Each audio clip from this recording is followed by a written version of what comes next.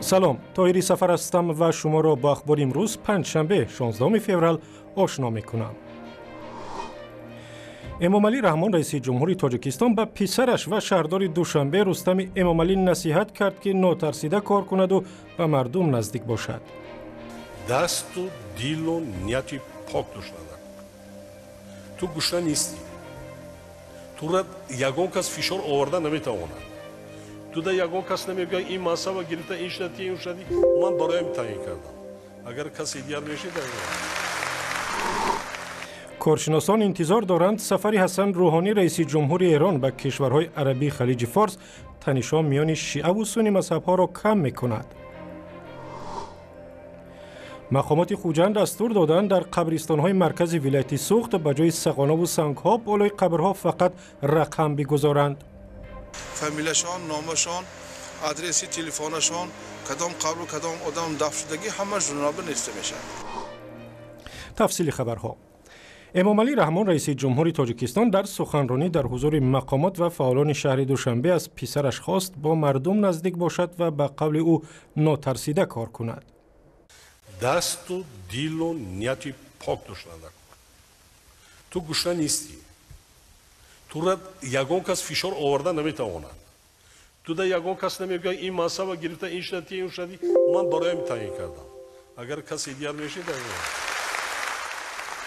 در جلسه روزی 15 فوریه رئیس جمهور به رستم امامعلی گفت که نه به رستوران بلکه به خانه مردم رود و با زندگی آنها آشنا شود.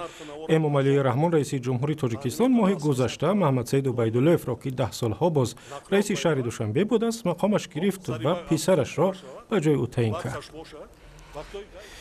اما محمد سید عبیدالله همچنان رئیس مجلس ملی تاجیکستان است و روز 16 فوریه زیر رهبری او نشست وکیلان مجلس برگزار شد. در این جلسه بسیاری از قانون و قرارهای پیشنهاد کرده مجلس نمایندگان را پذیرفتند به استثنای قانون درباره مقامات امنیت ملی که سال گذشته بحث زیادی را در جامعه و به خصوص شبکه‌های اجتماعی برانگیخت. همکاران ما گزارش می‌دهند. وکیلان مجلس ملی تاجیکستان یک قانون بحث برانگیز پیشنهادی از طرف کمیته امنیت ملی را تصویب نکردند. قانون درباره مقامات امنیت ملی به ماموران امنیتی اجازه میداد که به اجازت به خانه هر ساکن وارد شوند و جستجو کنند. محمد سید عبیدالله رئیس مجلس ملی گفت که قانون باید دیگر باره برای بازنگری فرستاده شود، زیرا اینجا مسئله کفالت امنیت شهروندان و حفظ حقوق آنها مطرح است. قناعتشاه لایق‌زاده عضو مجلس گفت در قانون معلوم نیست که در کدام حالت کارمندان حفظ حقوق و امنیت حق دارند به اجازه به منزل شهروندان وارد شوند. معین گردید که در قانون پیشنهاد شده کمبودی‌های زیرین جای دارند. یک ماده 21 پریم 1 قانون مذکور با طلبات بند 10 ماده 34 قانون جمهوری تاجیکستان درباره سندهای معیاری حقوقی مطابقت نمی‌کند.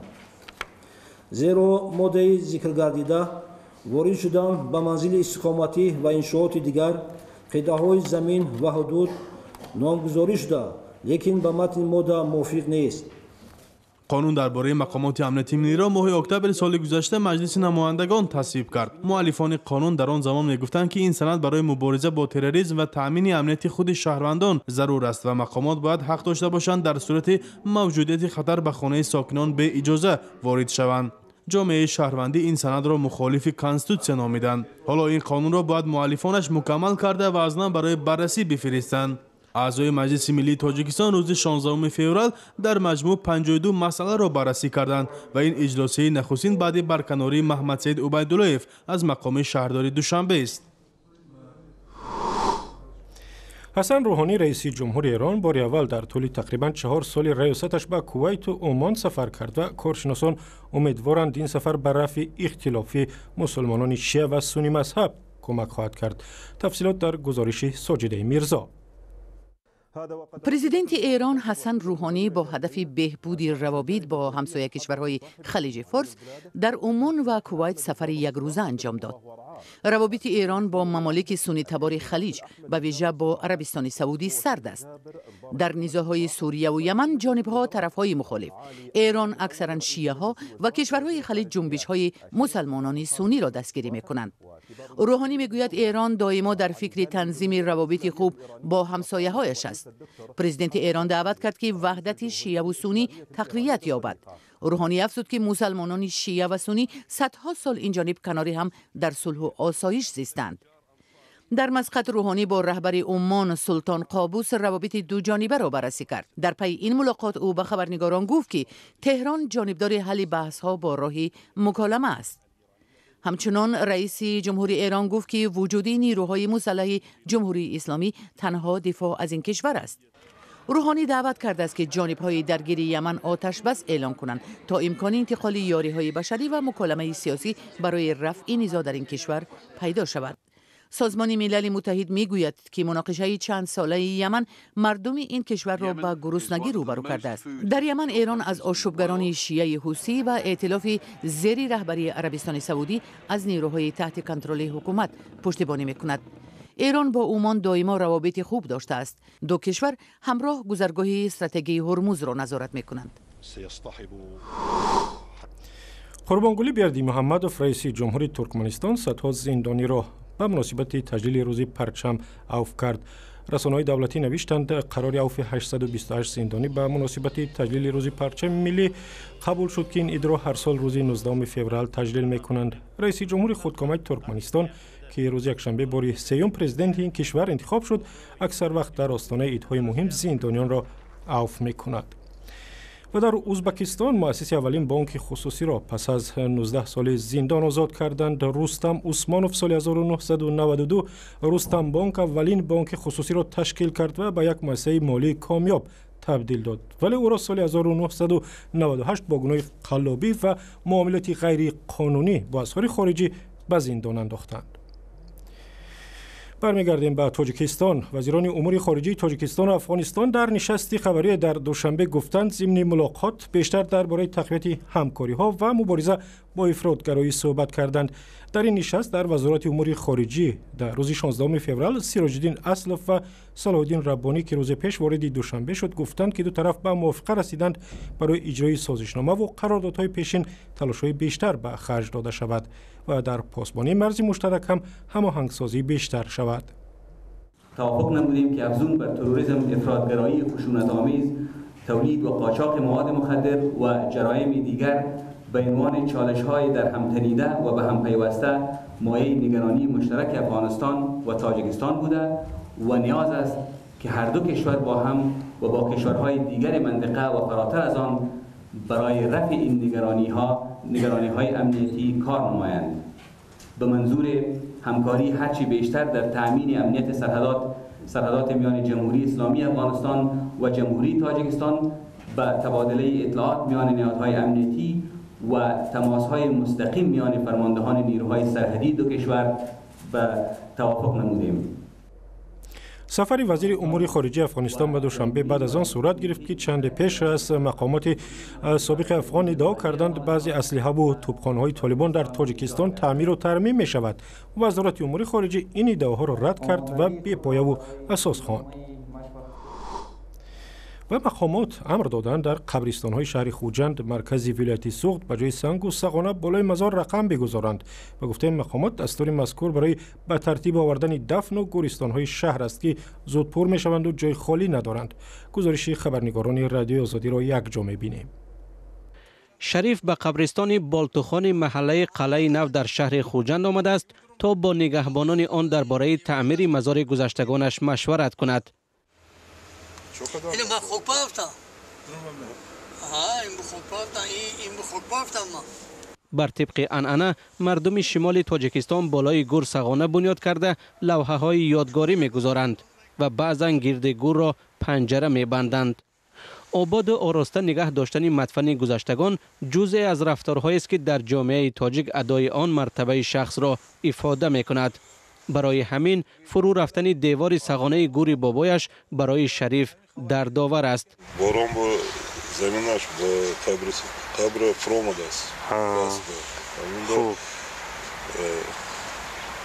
یک یاردمی و شخصی در کار همون برای درست کردن شرایطش همون شکار کردن فهمیدنی از دست ما چی باید باشد ما تیار کردن.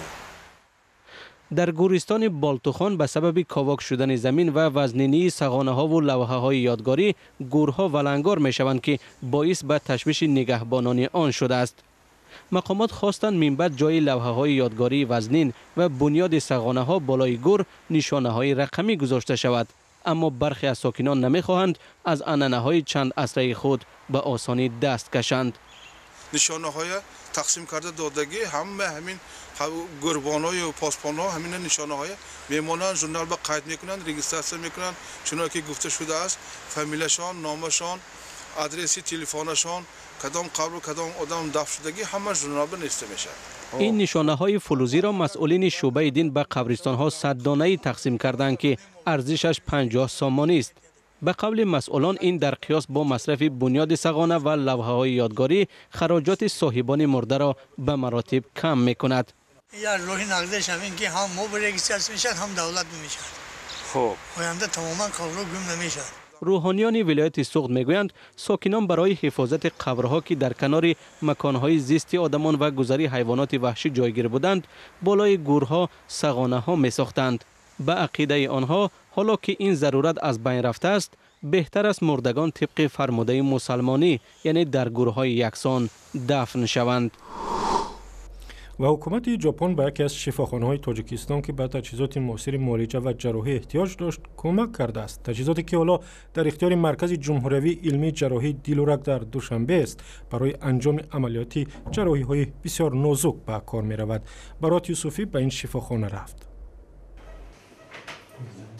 بر اساس یک طرح مشترک سفارت ژاپن در تاجیکستان مرکز جمهوری علمی جراحی دل و رگ‌ها را با تجهیزات معاصر جراحی و نظارت مریضان پس از جراحی رایگان تامین کرده است.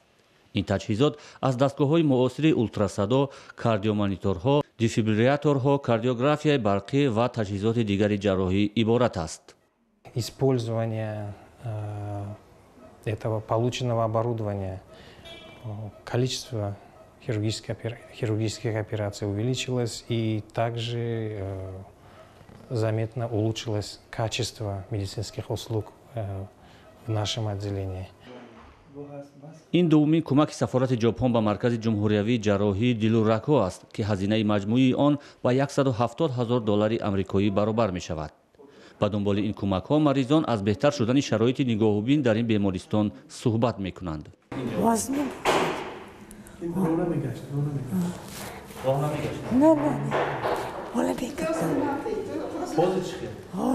حاضر نغزه بهتر نگاه و بین چه خیلی است مثلا؟ نگاه و بین عظمت نغزه عظمت نغزه نگاه و بین. طبیبان مرکز میگویند با فراهم شدن شرایط مساعد فنی انجام دادن جراحی‌های مشکل قلب و رگ‌ها در بیمارستان آنها ممکن شده است که در گذشته غیر امکان بود. در همینجا ما شرایط داریم که همه نمود جراحی دل را گذرانیم. همین کارگران ما یعنی که در آلمان، در ژاپن، در ایران، در روسیه تجربه آموزی کرده، تجربه خوب گرفته آمده‌اند. در طول 20 سال اخیر دولت ژاپن در تاجیکستان بیشتر از 350 طرح اجتماعی را به مبلغ عمومی $28.5 میلیون آمریکایی سرمایه گذاری کرده است و این کشور در سال گذشته 2016 اعلام کرده بود که در بخش‌های معارف، تندرستی و اجتماعی تاجیکستان به مقدار $535,331 کمک بلاعوض جدا خواهد کرد. مجلس ملی تاجیکستان نامزدی مولوده قلندرزاده به مقام رئیس دادگاه عالی اقتصادی کشور را پذیرفت. در نشست وکیلان مجلس در روز 16 فوریه اکثریت به طرفداری نامزدی مولوده قلندرزاده رای دادند که تا حال وکیل مجلس نمایندگان بود. نعیم منصورزاده رئیس دادگاه اقتصادی تاجیکستان ماه گذشته به سبب رسیدن به سن بازنشستگی از مقامش برکنار شد. و اخبار از این هم بیشتر را میتوانید در وبسایت ما بخونید. در شبکه‌های اجتماعی فیسبوک هم صفحه داریم با نام رادیو آزادی و در یوتیوب آزادی ویدیو کانال ماست.